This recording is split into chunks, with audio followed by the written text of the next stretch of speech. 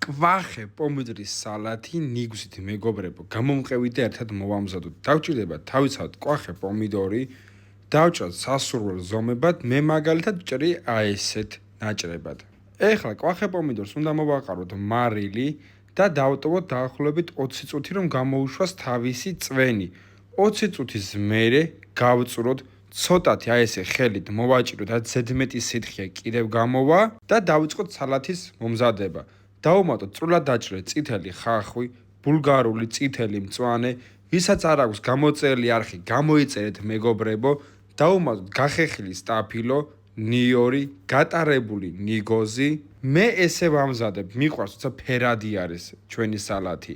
დავუმატოთ ცოტა უცხო სუნელი, ცოტა ქინძის სუნელი, კარგად მოურიოთ, ცოტა ხანი გავაჭიროთ მაცივარში, რომ გემოები ჩაუჯდეს და სალათი მზად არის. კვახე პომიდორის სალათი ნიგზით.